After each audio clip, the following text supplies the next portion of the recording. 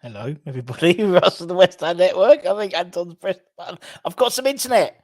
I've got internet. I have internet. Hope you're safe and well. In the dying embers of the game. Bloody West Ham. Bloody West Ham. Oh, what could have been? Sorry, mate. I didn't realise I put you on. I didn't mean to put you on. Sorry. Oh dear. What could have been? What could have been, my friend? Mate. It was you took the third. Take the third goal out. It was it was there. It was there, wasn't it? It was there to be won. It was there in the cusp of our hands. That's the thing. That's the kind of, I don't know how to explain it, because you go 1-0 up and what you've got, was it 20 minutes to go, 15 minutes to go? We had about 30 minutes to go in 1 up, yeah. And it's just, sorry. Yeah, you got the goal, 20 minutes to go. You got the goal for 20, whatever it was, 74 minutes. To just be that close, Russ, to be that close and go to Old Trafford and just lose it in the end in that manner, that's what's crap. To lose it in the end in that manner. And I think we won't take. And it's one of those things where I know exactly what's going to happen. But we had the chances there. To be honest, we should have gone. We should have been 1 up at half time. Antonio should have buried that shot. I think 1-on-1. Matt makes a really valid point, and when he comes on, he'll explain it as well. He said that. Well, listen, it's for anyone to see. As soon as you clock that the day's not going to go Antonio's way, at the earliest convenience, you try your best to take him off and change things around. But that was a big issue. That goes back to the common thing that we say a lot all the time, Russ, which is when Antonio doesn't play well, we don't play well. Although we played reasonably well, but he wasn't getting success. Yeah. So his outlet wasn't offering us anything. And then Skamaka comes on for 5 minutes at the end, and I think he does like 2 or 3 things in the game of hold-up play, and that's exactly what we've been desperately. There he is. There's the marathon man. Oh dear! I'll show you a picture of why I've got why I had no internet today, Matt. I'll send it to you. They've just finished. Matt, it's ridiculous. Everyone's just been watching you, Matt, and what a good job you did in the commentary as well. So well done, mate. But sum it up before we get right into the chat, because there's going to be plenty of people in the chat going to want to have their say. Gutted, annoyed, frustrated. It's 3 words. Like, we should have won. We 100% should have won that game. And a combination of Moyes' reactive and not proactive substitutions and 3 absolute stinkers from Aguerd, which is, you know what, if anyone's probably allowed to make a mistake this season, it's probably him, because since he's been in, he's probably been the best player in the team, maybe except for Declan Rice. But all this talk about we want to do it, and you know what? That is it. That is, Man United offered nothing, and we made 3 mistakes, and they punished us. But we could have been outside. We could have been 2-3-0 up before we even come into it. Yeah. Matt, do you? Myself and Russ have been talking a lot recently about the kind of. I'm not going to dig out. I'm not going to sit here and completely and utterly dig out Antonio. It's tough this season, potentially. I am. Don't worry, I am. Well, there you go. Right. So, Matt, give us your kind of what was the mindset of, first and foremost, playing Antonio, keeping Antonio on, and subbing him with 5 minutes to go?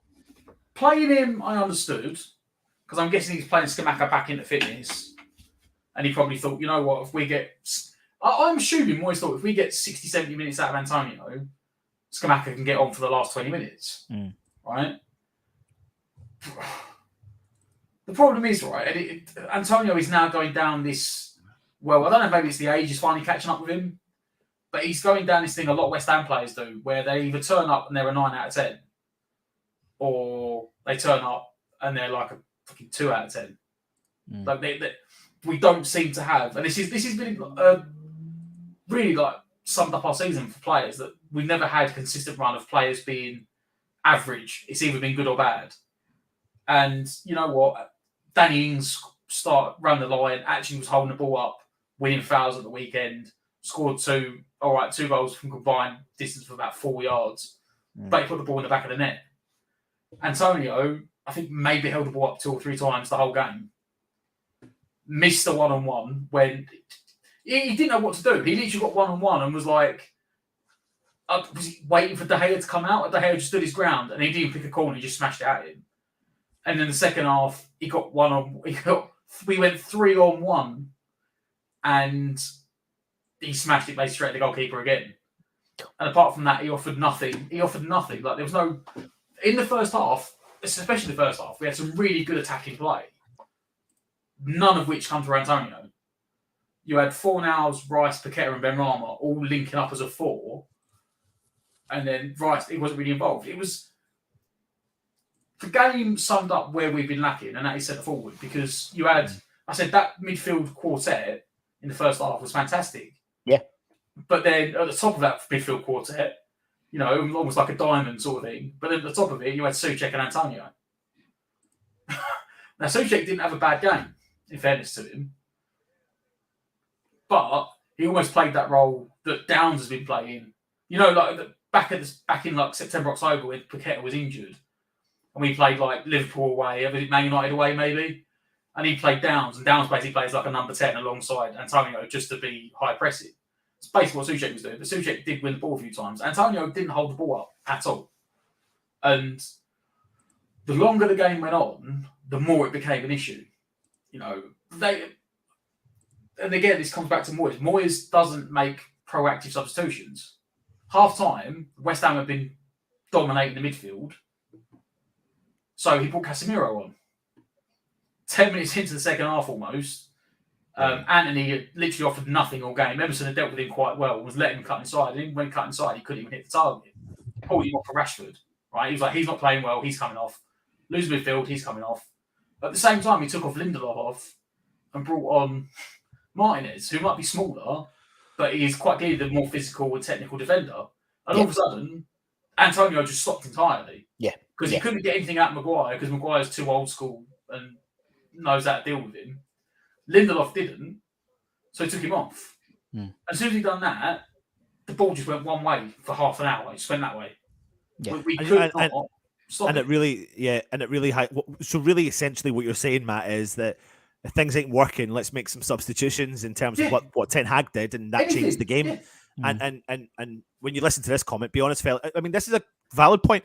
Be honest, fellas, after watching the way we played this season, Carabao Cup winners at the weekend, we gave them a game, just didn't take our chances. But that's, I suppose, you know, what Matt is saying. The difference between a natural born goal scorer like Danny Ings, of course, was cup tied, but we saw the difference in a natural born goal scorer playing in that role at the weekend compared to someone who wasn't offering us anything. And I think, Matt, you said it in the Matchday Live. Scamacca came on the field, and within 2 of his first touches, he'd done exactly the opposite to what Antonio did, which was he held the ball up and he distributed the ball. And even though the ball then ended up going out because I think Souček overplayed it, he still did what he needed to do. And it did unfortunately be the ones where they went right down the other end of Man United scored. Like they went back to front and scored. But for 20 odd minutes, we were playing out goal kicks, and even Souček wasn't winning headers. Antonio, like one of them, and it goes to Antonio, he goes to chest it, and behind him, Maguire manages to wrap his foot around him at chest height to control the ball for like Bruno Fernandes. I'm sorry, there is no way that he should be allowed to do that. Not that he shouldn't, because what Maguire done was perfectly fine. But any actual centre forward, he either doesn't manage to get around to do that, or the centre forward puts himself in the way and wins the free kick. Yeah, Danny Ings was doing. Yeah, Antonio was just like, he's won it. He looked knackered after about 20 minutes. Like, I think his pace has finally gone. Like, if he's running at someone in one dead straight line, he's fine. But across the pitch in general now, he doesn't seem. He seems laboured. But in actual fact, you know, he serves a purpose for coming off. No. This is where he serves a purpose, though. And I understand where, but he serves a purpose for coming off the bench. Exactly. That's it. Yeah. That's where he serves a purpose, and I think that's. It is harsh just to blame him. Mate, he made the wrong. I know. Said Bama would have put a better performance in up front than Antonio. Yeah, right. I failed to see an argument where you could say no. No, you're totally right. I'll tell you what, if he was on the pitch, we'd have been 3-0 up when Man United scored because he'd have finished that 1-on-1. I'd rather put my money on Obama to be finished that 1-on-1 than Antonio. But you're right. I mean, you look at look what Man United brought off the bench. They brought off Casemiro, they brought on Martinez, and they brought on Rashford. They had to bring the big guns on. So they had to bring the big guns. Take the compliment of and so who went there. Yeah, and I think we have to take the compliment. I think we've given them a game. I said Drain Holhammer said the same thing. It's not a defeatist attitude, but we're in shit creek without a paddle. We were, and Man United just come all the Carabao Cup stuff, all the 3 presentations before the fucking game. They brought the cup on, then they bought that's how overly confident they were going to win. Yeah, and then they brought on Sir Alex Ferguson to give the thing. So it's like they were they were going to treat this like a walk in the park, and we did. We gave the game. They've actually just showed the goal that was given to Agard as an own goal. In actual fact, you can clearly see Areola shouts. Yeah. It's very clear. You can see he shouts, but he didn't. But he wasn't strong enough. He's such a big lad. The problem is, right? If you're a goalkeeper, this was in the comments on the live stream, and I said the same thing. Right? He's called for that ball, so Aguerd shouldn't be attacking it. Right? Aguerd should be leading it. He almost went up. He almost went down for Areola to go over, but he didn't go enough. He's 6'5". If you actually look where Areola's hands go, he was if Aguerd doesn't touch the ball, he punches it out of the box. Right. I think Areola. I don't know if this is learning curves because it's their first start together and they've got to get used to what's going on. Right. There was a couple of times in the game, though, Matt, as well, like you're saying. Yeah, it could be a learning curve, but I think there was one time where Agard was ushering the ball out. It hit off his chest. It went out for a corner, and I think he looked up and he thought, "Areola, why are you not coming for that?" I think, but there could be an element of them getting used to each other, because at certain points in the game, I thought Areola's holding on to the ball, routine saves were good, solid. Distribution was good again. You could question that one. Definitely question his position, maybe in the other one as well. But definitely. I mean, Areola's a good. I mean, before I carry on, Russ, are we going to open up to the people to come on or not? Or what do you think? Yeah, we can do. We can open up. Probably just do StreamYard. Probably, to be honest. Yeah, I think anyone wants to come on. But yeah, no, I think in all the we've all given Fab a load of shit for things, and I think Areola had a couple of mares. I think Agard had a couple of mares today. I think Antonio had a couple of mares today, and it was a disjointed side. I felt sorry for Agard. It was almost like he was covering defensively for Oggy and Emerson as well. So he was almost playing as a real deep line sweep. So everything was on his shoulders. I think towards the end, they were just pumping the balls in, and I think it was you knew it was going to happen. You felt it. It's typical Man United, and that's what I was saying about getting a sub in because it just wasn't. And then when he did make a sub, he took off Fornals, who was actually doubling up and covering a lot for Johnson, or Emerson when he's on the other side, and he brought one Bowie, which I was like, all right. But I thought it was quite an attacking substitution. He could have gone. It's not something we needed. That's the thing that moved me. He could have gone for a Downs and just gone. You needed someone in the middle to pack out the middle a bit more, or you needed to change up the top. Like changing a winger for a winger wasn't what was needed. Strange one. So I think what we're kind of saying really essentially is that we're more pissed off at the decision making.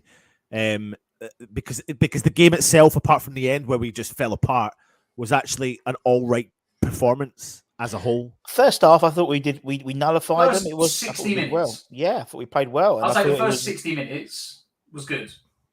Yeah, no, I totally agree. I thought first 60 minutes even was up and maybe 70, up until the first disallowed goal, I thought we managed it quite well. Although even at that point, there was starting to leak into the fact that we weren't holding on to the ball. Yeah. If people made comments in the live chat saying we're just not holding to the ball anymore, like, Fornals is giving it away quite a lot. Antonio's not holding on to anything. Souček isn't really winning anything. But it was sort of there. And then the first goal goes in for them. Obviously, the Casemiro one was disallowed. And then Moyes again didn't change anything. It was like, all right. But you knew once that goal went in, even if it was disallowed, the crowd was going to be up. And of course, then just a couple of minutes later, the first goal for them does go in. The Aguerd header where, I don't know. I don't know who you put the blame at. Because, if Areola calls for it and comes for it, you let Areola deal with it. Irrespective, if he calls for it, he needs to get there and get it, and he didn't get it. And I thought, and we've given Fabianski loads of shit sometimes for. I thought he had a great couple of good saves, definitely, but a couple of times I thought his decision to make the second goal as well. He pulls his hand away for the second goal, which I never really understood. We criticised Fabianski the other week for not diving. He's pulled his hand away, and it's like, fuck. Yeah, I didn't really understand. He's like, it's almost like the same. It's the same thing. Like it is, yeah. I think, like we said, I think Fab doesn't dive when he knows he's not going to get there. I mean, Areola almost done the same thing. We would have drawn Fulham at home as well in the quarterfinals. Can I? You're talking about there the first half. So possession was 59. This is just in the first half, just to show you the kind of difference between the two. 59% possession to Man United to West Ham's 41%. They had 7 shots. We had 6. They had 2 on target. We had 4 on target. We created 1 big chance to Manchester United's none. We missed 1 big chance to Manchester United's none. We had 1 counter-attack to Manchester United's none. We had 5 shots inside the box to Manchester United's 2. So we were, It was definitely a really strong first half performance. But like you said, Matt, they made really good substitutions, and that turned the game around. And when you look at the stats now in the second half, though, you look 15 shots to Man United to West Ham's 4, 6 on target from Man United to West Ham's 3, 5 off target to West Ham's 1, and then dominating on passes and things like that. So. Grimsby, I tell you what, that draw as well. City, Burnley, Man United, Fulham, Brighton, Grimsby, Sheffield United, Blackburn. Sheffield United, Blackburn. One of them's going to be in the semi-finals. Yeah, one of them's going to Wembley. Fucking hell. But look, at the end of the day, what is good is he's gone. What is good is Everton lost. And also Wolves lost as well. So, regardless of what happens, this is over. This is over with now. This is what I did say before the game. I said I'd rather just go for it, and if we lose, we lose. Exactly. Because it doesn't matter. You'd rather have a go for it. So the positives. We did Moyes at the start, picked a 4-3-3. It was a 4-3-3. Yeah. We were very good in the passing. We were actually passing out from the back a lot. We were getting through the thirds. I mean, he played pushing players high up the pitch to actually put the press on. I thought he played very well. I thought Ben Rama had a really good game. That's probably one of the best games I've seen Ben Rama play all season. I thought it was really good, really effective. I thought Paqueta played very well. The fact he had Emerson playing left back as well. When he's decided to put in, he's put Tito Kira in there before. He's put Ben Johnson, but he put Emerson, and I thought he did all right. He did all right, really. Good game, to be honest. Yeah. Sorry, Southampton. Yeah. Southampton got knocked out, Drano. We're not talking about the FA Cup. That's gone now. The league. The league. At least we might lost 3-1. We lost 3-1 to the recently crowned League Cup winners. We didn't lose 2-1 at home to Grimsby. Yeah. No, you're totally right. I think it's one of those things where it's hard to take when you're winning. The frustration, I said, for me is, I could see it sitting here. I was like, we're not. Yeah. I was like, Antonio's no longer holding the ball up. This is going one way. We need to change something. Great shout. And then we got away. We got away with the disallowed goal for the offside. Yeah. And I was like, right, Moyes changed something. And he still didn't change it. Then it went to 1-1. Then he did change it. And I said he brought on Bowen for 4 hours. Having said before the game, he said he didn't want to use Bowen because Bowen had a knock. And he's basically on the bench to make up the numbers. Yeah. So why bring him on? And then he did use him. And then he's been saying for the last 3 weeks about getting Skamaka game time. And he brought him on for 3 minutes. And the first thing he did was do a fantastic knock through to Ford House, the first touch. Yeah. Something progressive. What I would say if anyone sitting there thinking it is that the fact that we're sitting here annoyed we didn't win showed you it's a positive. We didn't win at Man United. We did win against Man United, having gone one. Exactly. I know what you mean. Man United had to bring the big guns off the bench to turn it around. this is the thing that gets me right. So I'll tell you exactly where I'm at with it, because I see some comments, and Toby, I see what you're saying. You felt pretty good about things until you come on here. I get what you're saying, right? I looked at the draw there. Yeah. I'm just like, oh fucking hell! Like, Yeah. it's apart from Man City, Man United and Man City. it's wide open, man. It's wide open, and you've Vinny got a Company, really strong chance to get bloody to a cup final. So what annoys me is it's just the manner and it's done. So you're right. There are some decisions nobody can stick up for the decisions that's made in terms of Antonio. You're not playing well at all. So why stick with it? There's no outlet. There's nothing happening. So what's the difference between another manager that makes that change to you, the manager, making the change? Like that's the difference. Yeah. Why do you not see that as a change, or do you just not genuinely see the priority? Because for me, are you saying to me Scamacca couldn't have played 30 minutes, 35 minutes? I think he could have. Put it this way, right? I will accept that if Scamacca had played for the first 55 to 60 minutes, the game may not have gone the same way. Because at that point, Antonio was, even if he wasn't winning the ball, he was at least competing and battling and trying to make false errors. And he was like at least making the runs in behind. So even if he wasn't getting on the ball, he was dragging players out of playing stuff. But for about, he has not got, I'm sorry, he's 33 going on 34 now, Antonio. Having played the most football in the last 3 years than he played in the previous 7. Like, time is catching up with him, right? And that's nothing against him. That is just what happens to footballers. But Scamacca would have offered I can't say he'd offered more because we're not going to go into hypotheticals. But I would say is that he would have offered no less than what Antonio offered for the last half an hour. Because for the last 27 minutes he was on that pitch, he was a passenger. Yeah. And you're totally right. What's the harm?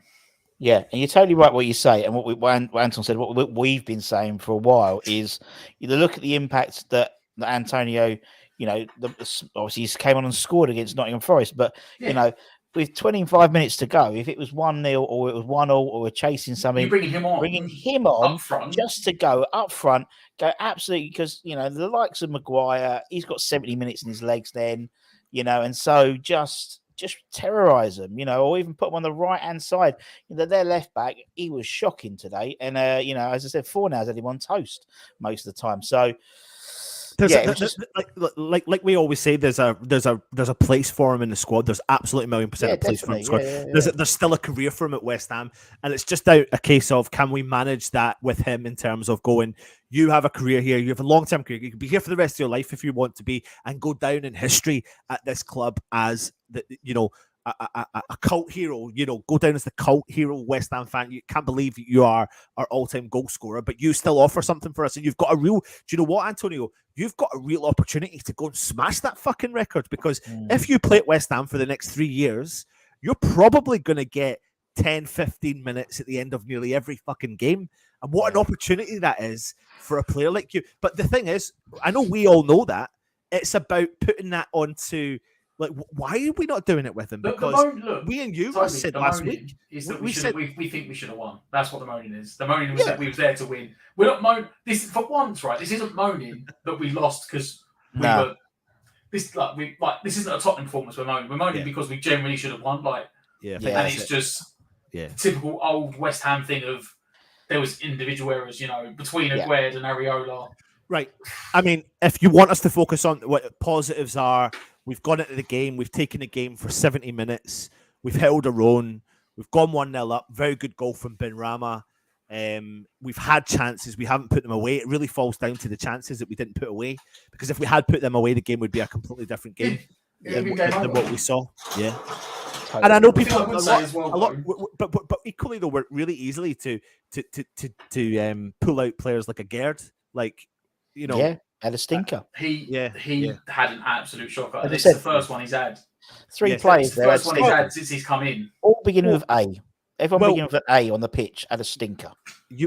But equally though, what I will say about players like a Gerd is I don't know which one of you said it at the start. There's so much covering he has to do when he plays alongside. He does, yeah. I'm not being Emerson, but especially with Oggy and Emerson. And Emerson, well. yeah, and Emerson. Well, today, yeah, because the thing is, right, I would say that at least if Zuma gets back in, right, and you play that back four, you play Zuma on the right and you play Gued on the left, and then first of all, Gued's already on that side of the pitch, so if he's only having to sweep up behind Emerson, he's not going to go too far. But like you said, when he's playing on the right side of the pitch, you're totally right. He's having to cover for the two guys 30 yards to the left of him. Yeah. It does sort of stretch the game more. And also the way, we've always said this, we've had, even last year when we had like two right-footed players and Zuma was playing the left side of the two and Dawson was playing the right. You pass differently. If you look at Aged, when he was passing, it looked awkward because he's passing with his left foot, but his body's to a right back on the right position, and that makes such a difference. And it does. And it's so the fact is we've got two. He's closing his body off. He's trying exactly. It's totally when you pass. You want to pass with your chest open, but if he's passing to the right hand side, he's cutting half the pitch off to himself. Yeah. Unless he tries to go like barrel chested and then pass across him. And the only thing I'd say, the only take I've got from this game, right, is first of all, Moyes does deserve credit because he went 4-3-3. Yeah. We played good football. We went attacking. We all sat here going, wow, he didn't play five at the back. He hasn't gone back to a 5-3-2 or 5-2-3 or whatever. Could have easily done that. The only negative I'm going to take, because I'll give Aguerd the day off because he's been so good for us since he's come in at Christmas. Areola, I'm going to put something down to lack of communication with Aguerd. Like, I think the first one, the corner, the more they play together, the more they communicate, that will become a more thing. The only thing for me, right, is when we played Forest at the weekend, Danny Ings scored twice, and Antonio. I said to Bill Ramsey, I said Antonio ain't getting back in his team anytime soon now because Danny Ings is doing what he's supposed to do. He scored the goals, and lo and behold, almost as soon as Antonio come off the bench, he got to the back post, put that header in. You're like, okay, this is going to be there's going to be a battle here. Antonio's not giving up that starting spot without a fight. And then I see today, and I'm like, no, just if Moyes needed, he ain't done himself any favours about who the starting centre forward is. At the moment, Danny Ings is number one, and now Antonio and Scamacca with different qualities are going to be battling out for number two. I'd even say for me, Scamacca's number two because at least he can bring the ball down and bring it into play. I'd rather see Antonio as an impact sub for 25 minutes on the wing, put him back on the wing for 25 minutes at the end of the game. Yeah. But even if he wasn't impact sub at the end of the game, 20 minutes on the wing, and he was an impact sub going up top for 10, 15 minutes, that will cause people concerns because he will getting himself into positions. And usually when your backs are against the wall and you're pushing forward, it won't just be Antonio going forward. It will be other players because you're chasing a game or chasing a goal or something like that. And we saw that. We weren't chasing the game against Nottingham Forest, but we threw players forward because we had the confidence. We were building upon momentum, and then that's why Antonio got himself a goal. But there's a time and a place now. Like if we are going to make a big difference and a big push moving forward, and I believe, come Brighton, this is not what Antonio's not going to start the game, and we know that. And I know that. Well, he can't. Well, we've said that so many times, haven't we? We've said that a lot of times. He played himself out that starting lineup. Antonio. Yeah. Totally. Yeah, but he wouldn't have been. There's no way he comes out and says, he said on his footballer podcast, he's got another 3-4 years in the top flight. No fucking way. No, he hasn't. No way. No way. I don't know how long he's got left in his West Ham contract, but no way. I don't think he's getting another one. No. I think has he got a year left? Is he in his last year next year? Don't know. No, I think he's got a long. Didn't he sign another? Because we gave him $100,000 a week, didn't we? Has he got 2 years left? Yeah, something like that. Yeah, so I don't think he'll get another. He won't get another job in the top flight after this contract runs out. Don't get me wrong. Yeah, he might. He may get it. He may get it in the summer because Ings is now in. He may go in the summer for 10 million to. I don't know. I want to say he could go to like a Forest, maybe. Yeah. Palace. I want to say I'm not trying to pick out names, so I don't want to be disrespectful to you. I'm saying a bottom half Premier League team. That's trying to be polite. Or West Ham in the Championship. I'm only joking. I'm only joking. I'm not that. I'm not. No. But It's just the manner. I think that's it. It's just I the think manner. that's it. It's the I think setup, that's it. I think if it was 3-1 and we scored like this, they were 2-0 up and we scored one, and then they scored a third. But to be 1-0 up with the best, like just under half an hour left, and to concede 3 goals in half an hour, which is in about 25 minutes really. Although we did score 4 in 15 on Saturday, that's the thing. But I think we can take, and at the end of the day, it's done. As Toby said, we haven't lost 3 points. In fact, our league position looks a lot better after tonight because Everton lost 4-0. You got Wolves lost as well. So they're a point above us with 1 game played more. So for me, it's like, right, okay, that's it. Take positives. We gave Man United a fucking good game. The only other positive we got is that we actually got a game less to play in March now. Yeah, March was looking like a horrible month. April's going to look like a shitter, but you're totally right, and we wouldn't be able to fit that game in really either. The Man City game's now been cancelled. Yeah, but obviously we're postponed because obviously they got through. We'd have had to pick up another FA Cup game, but that gives us. I don't know if that's going to be is that a weekend game or a midweek game again? That was a weekend game. I've got it on my. So we might actually have a weekend off. Yeah, so we'll have to get a couple of days rest. And I'll tell you when that is because I've got it here. The Man City game was going to be the Sunday the 19th of March. Yeah, the second leg. After Larnaca, so we'll have a free weekend then, and then you've got the international break. What are we going to do? So what are we going to do? Fucking hell, so we play on the 16th and we don't play again until Southampton on the 2nd. But then after that, look at the fixture list. Yeah, 2nd, 5th, 8th, 13th if we're in the quality. Oh yeah, because they snuck that Newcastle game as well, didn't they? 16th, then the 20th, the 22nd, although that's going to be moved to the 23rd, the 26th, and the 29th. We have 9 games apparently in April. Is that including if we get through? If we get through, yeah. If not, it's 7. It's 7 if not. So yeah, so quite good not giving Skamaka that start tonight because we might fucking need him in April. But yeah, anyway. It's a tough one, man. Listen, I've put the link in. If anyone wants to jump on now, you can come on and get your 5 minutes of fame if you want. Click the link to join. It's just up there. 10:10 it was put in. Come and click that link and you can come in and have your say. Where do we go from here? Like, is it are we moaning too much about the situation, or are we fairly moaning about it and then thinking forward now, heads up, and focus on I think forwards up, heads up, forward. I think it's take the positives out there now. End of the day, as Matt said, it would have been a good opportunity, but I think it was our third priority after Premier League survival and then the Europa Conference. I think we go into the Brighton game in good nick. As I said, we'll have Zoom. If they play that way on Saturday, we have actually got a genuine chance of winning against Brighton. Yeah, I think so. Particularly with Zuma back potentially, with Cornet maybe getting in the squad. Danny Ings up front.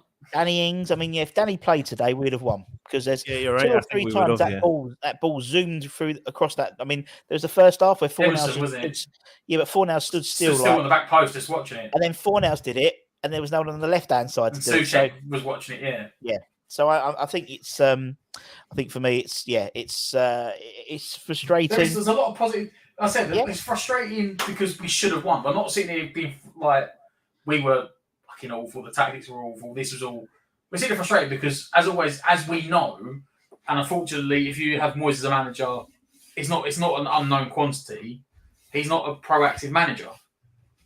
He rarely goes aggressive and makes early changes. He quite often will pick his team and let them go until he either thinks legs need freshening up or something's happened.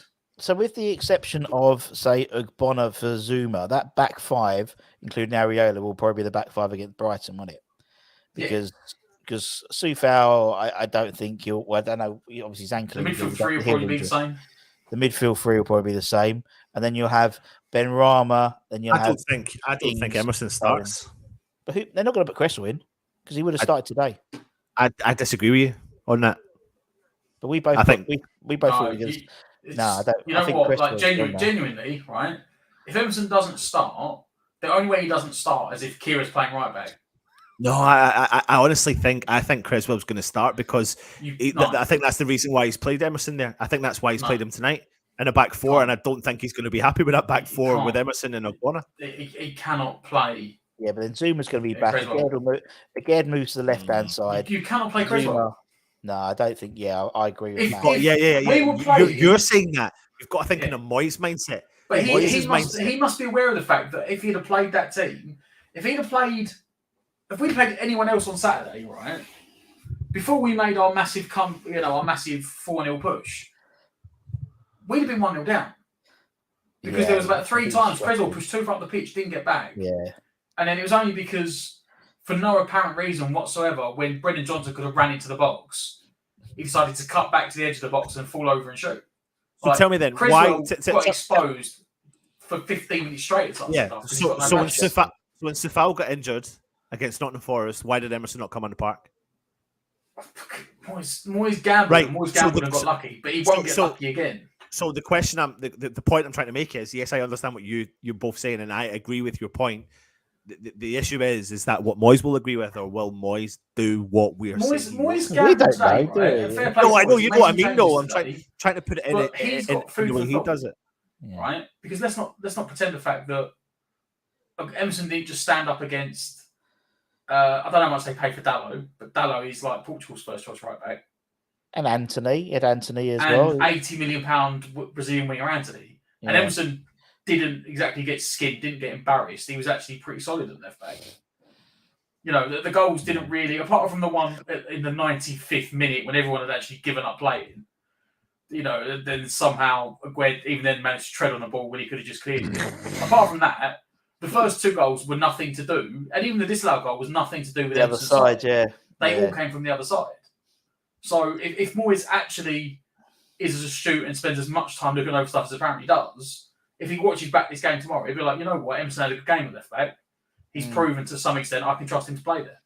Yeah. I think you got to look at the opposition as well. I think I wasn't impressed with Creswell at all when he came on for Forest. I thought as you said, I thought we were lucky. I said at the time when he came on at half time, I was crying. I was like, is Moyes actually like? I was like, if we lose to Forest, we are basically down, right? If we lost that game, we're down, right? And I saw Chris come out, and I was like, why is Creswell on the pitch? Like what? Yeah. And straight away, like as soon as Creswell come forward, Ben Rama sold him short on a back pass, and Creswell was just not. Creswell was still jogging back with a ball like Areola was when Fabianski was taking the goal kick. Like he hadn't even got back into position when Fabianski was going to take it, and then Fabianski took the short to him, and he like fell over himself, and they went in on goal again. Yeah. Creswell as a Premier League left back is finished. He's probably been finished for about 3 years, maybe 2 years. Moyes managed to reinvent him as a left of a back 3 when he first came back in. Then he managed to make him into like just a defensive, don't go attacking left back. But like Creswell just seemed to forget that against Forest and was like, I'm going to bomb forward the whole game for 45 minutes. Thankfully, we got 2 goals in a minute because that basically killed him off. But for 15, 20 minutes, on this comment, Mark, if we won the Europa Conference League and finished in the top 6, I would be an absolutely extremely happy man. I don't see top 6 happening at all, but the Conference League is a strong possibility. I'll take top 10, let alone top 6. I think he maybe means the top of the bottom of the 6. The bottom 6. The top of the bottom 6. No, top 6 finish. Yeah. No, I know he does. I'm just changing it. Bottom of the top of the bottom 6, I should say. That's what it should say.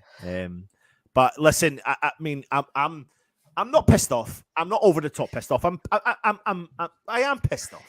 Yeah, to be honest, I think we are. We're pissed off because I'm not. Because I'm we not pissed off thought we were going to win. because we didn't win because we should have won that game. That's the difference. That's what I mean. But the way it's the manner that's where my decision's based on. It's the manner of defeat.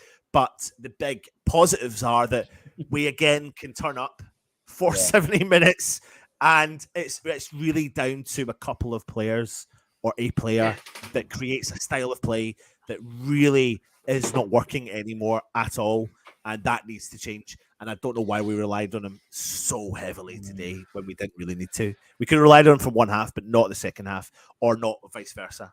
You know, we didn't need to do that. That's what's been done. Do you think?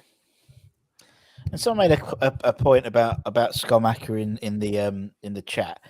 Do you think for him, Ings Premier League, it was Antonio FA Cup, Schumacher Europa Conference League, and it's almost like they're the main focus for each of the so on Saturday rather, Ings will start against Larnaca, Skamaka will start. It's almost like they've got, because it's like it seemed like it, because today it just made no sense with that. But see when I hear West Ham, right, are a club that don't have the financial clout that other clubs do in that top six, whatever you call it.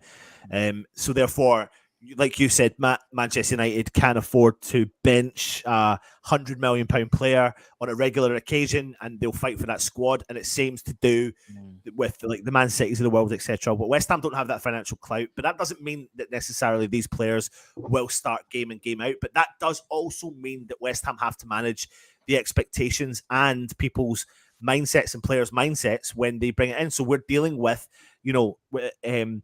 you bench Skamaka, he's not going to be happy because and it's not been horrible about West Ham because I fucking love West Ham, but we're not challenging for anything. So in his head, I'm not saying he's doing this, but any player would look at the situation and go, why the fuck am I not playing games? You would, and most footballers who owe nothing to the club of West Ham are saying in their head, I would rather be on the bench at AC Milan. I would rather be at the bench of Manchester United than be on the bench of West Ham. I'm not saying Skamaka is saying that. I'm saying that we are a club trying to transition up the way, but by doing that, we have to manage players' mindsets and the divas that are out there. And I'm not saying Skamaka's one of them. But I think what we've got a whole host of, when the squad's fully fit, with a manager that's trying to find out what is right, what is wrong. I mean, are we going to be... Here's something for you. I like the Ings thing, but does that make us then predictable for the game against Brighton? Because Brighton have previously played against a team that suits an Ings style. I don't think Moyes thinks like that. I really don't. I don't think he has got that Conference League, the FA Cup team, the whatever. He only probably, the one position he thought like that for was the goalkeeper. Genuinely, the only one was the goalkeeper. But apart from that, I think what he is... You can see what he was doing today. He was trying to keep a nucleus of the team and keep that momentum going, because we were all surprised. I mean, there was rumours that it was going to be massively second string, and everyone's like, no, hopefully fucking not. And he put out a side which pretty much, bar one or two players, started or played, the Nottingham Forest game. He only really made one optional change. Fabianski's out for 6 weeks, so he can't play. Suval's been playing with heel injury, and I guess they've given up. They're going to let him try and heal it, so he can't play. It was Bowen, wasn't it? Bowen was the only one. Danny Ings is cup tired. Yeah, and even Bowen had apparently a knock, so Moyes didn't want to play it. So he basically played the first team players he could play, and then brought in replacements for the ones that he had to make changes on. He didn't actually make any optional changes. Yeah, exactly. So and so I got that, because it was like, keep the momentum going. We all thought when we looked at the team sheet when it came up, fucking hell, he's gone for it. Fair play. He didn't go back to me and Anton had our little predicted 11, totally wrong again. We thought we'd go back to the back three, back to sort of Moyes ball, keep it tight. But actually, we did have a go. We did have a go at United, and Old Trafford. I've never heard it so quiet. All I could hear was the West Ham lot singing throughout the whole of that set at first half. Lude, Big Boy, all the songs were coming out. You could hear them all over the telly, and you could see that, and the ITV Man United loving. They didn't know what to say at half time. Didn't know what to say half time, apart from, Ten Hag's going to go in and probably rip some shreds into them. Not real much credit to West Ham for going there, and with all this parade of all the trophies, and fucking giving De Gea a glove. He might have got 181 fucking Ross names, but we bloody, Ben Rama did him around the corner, on the second half. But all these types of things, and I thought, fair play. So, for me now, it's like, right, okay, it's done. Take the positives. We've saved ourselves a couple of games in March, to be honest. It's a shame, but it wasn't a priority. It's now about Brighton. It's now, these last two performances mean nothing if we don't get nothing against Brighton. I know, Russ, but then every time you say that, I look at the draw again. And it don't really care. Yeah, but it's done now. I know, but but the thing is, what I would say is, full well. We have drawn against. Don't forget, we've drawn against the lowest ranked side in the Europa Conference League. So we've done our luck there, really, in terms of Fiorentina. Full well. that Man United will get through. Who Man United got? They've got they're on the. I know because Vinny Company's going back to the Etihad, isn't he? Because it's Man City That's versus Burnley. Burnley. Yeah, and then Grimsby you've got Grimsby got Brighton got Fulham. Did away. you say? Yeah, Fulham. Yeah, so they'll win. Yeah, so win you know that full one. well, Man United are playing Fulham and Man City are playing Burnley. You know full well they're not going to draw each other in semis. No, that's the final. The That'd be the TV final. companies will avoid it anyway. So all would have happened is we'd have got to Man United, we'd have got to Man City in the final. Yeah. And then Pep would have absolutely fucking destroyed us. We'd have got Yeah, all right. Used to are very moody tonight. I can't handle used to tonight. Can't handle it. It's true though. There's some. There's been. Anyway, we've already got a flights booked for Prague. We can't be doing Wembley as well. Yeah. It's like we got the West Ham network. There's Prague in June or whatever the fuck we're doing it. First week in June's the final, isn't it, or something like that? So yeah, no, it is what it is, and it's one of those things. It's just it's heartbreaking. It's heartbreaking because we got ourselves in that position, and it happens to it's the West Ham way, isn't it? It is the West Ham way. It's always been no different. It's been no different. If it's also, if we had got through, it wouldn't have been Fulham anyway. No, we'd have got Man City. Yeah, we'd have got Man City. We would have though, wouldn't we? We just would have, and we would have got Man City at the Etihad, and in the middle of March, and we don't need it. No. In between the Europa Conference and not when we got a trip to Cyprus coming up, and also we'd have played because we'd have come back because they'd have played on that day. We're going to be playing Man City already, innit? It's actually worked out well for us now. So we've got like a 3-week rest or 2.5-week rest after that Larnaca game now. So perfect. So international break, everyone can be back. Maybe not Fabianski, but everyone else maybe will be back for that Southampton game on the 2nd of April. And then the 10 games in April if we've got through to from Larnaca. Yeah. Oh dear. We're going to be fucking busy in April, I tell you. That positive note, I'm off ski. Yeah. On that positive note, yeah. That's all. Dust ourselves off and go again and get ready for Brighton. I am. We'll have a Brighton fan. I've got a Brighton fan lined up for a chat. So we'll do that, and we'll do I'll do the ratings tomorrow. That's gonna be fun. I think we get some good ratings. I mean, there was still some good performances to be proud of, Lions, and start all over again, innit? Start all over again, and at least one championship side is going to be playing at Wembley this year in the semi-finals. Fucking hell, fair play to them, fair play. Anyway, guys, if you're new around here, where the fuck have you been? But thank you. And please comment, like, share, all that good stuff. And a round of applause for the marathon man. Not the marathon. He hasn't run a marathon, but he's done. Run a marathon, don't be silly, Russ. Well, I'll tell you what. You know what? Here we go. Do you want Matt to be the new solo Matchday Live commentator? There you go. You put it in the chat just now. If you've sat with Matt, sat with Matt. During the Matchday Live, you've obviously enjoyed his commentary. Do you want me chucked off the commentary, and do you want Mr. Matt, Stato Matt, for the away games? Let us know in the chat right now. Yeah, we'll go from there. We'll put a poll. We both can't do it. We both can't do it because we both keep talking through each other all the time. I'm joking. I'm winding you up, mate. Yeah, I think sometimes it works better when there's one person during the game because I don't know. I like it. Nah, I know you like it, but the thing is, you get that commentary, and it's like if one person's he doesn't like it. Apart from when your stream's in front of his, he doesn't like it. That's it. That's the trouble. I actually prefer personally, and I know we're not talking about this now, but I prefer when there's actually 3 or 4 on doing a Matchday Live, as long as we're all in the same stream.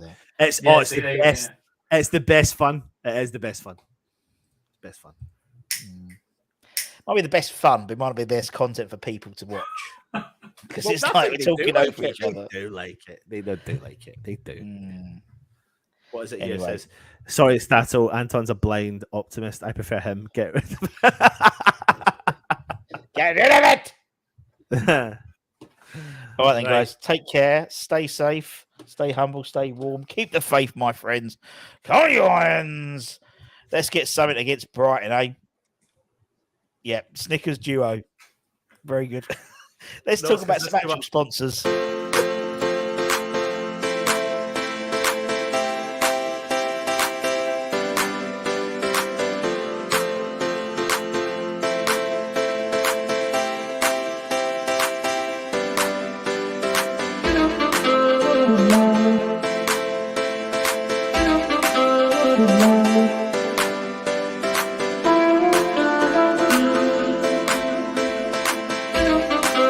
Good night.